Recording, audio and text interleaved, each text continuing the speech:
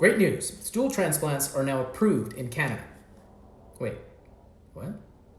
That's right. I did say stool transplants. So what's this all about? So there's a very specific type of infection of the colon caused by a bacteria called C. difficile. And typically, this actually happens in people who take antibiotics.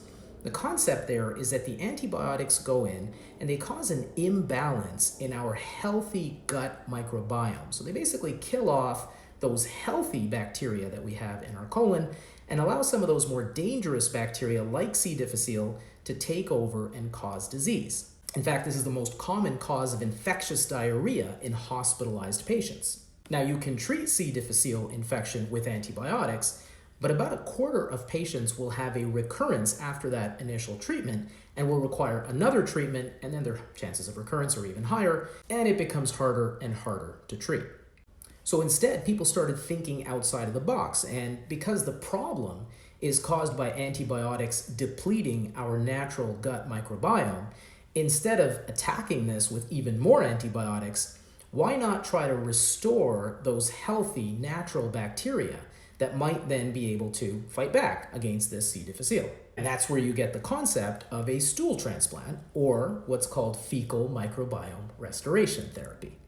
Now, when people hear the word transplant, they typically think of something that really is the kind of pinnacle of medicine, where you are taking an organ outside of somebody and harvesting an organ from someone else and then putting it into that other person to save their life. So in this case, just basically think of poo as the organ, and you're basically taking the poo from one person's colon and transplanting it into the other person's colon. And I know what you're thinking, but don't worry, this is not a direct person-to-person transfer. What they basically do is take the stool from the healthy person, create a 150 milliliter liquid suspension of those bacteria, and then basically enter those bacteria into the rectum of the diseased person, much like you would do with an enema. And the reason that this is approved, and was approved a couple of years ago in the US, is that studies do show that this significantly reduces your chances of recurrence of C. difficile infection. So if you love natural therapies, and I know that a lot of people on social media do, here's where modern medicine and the natural health trend can actually agree on something: poop.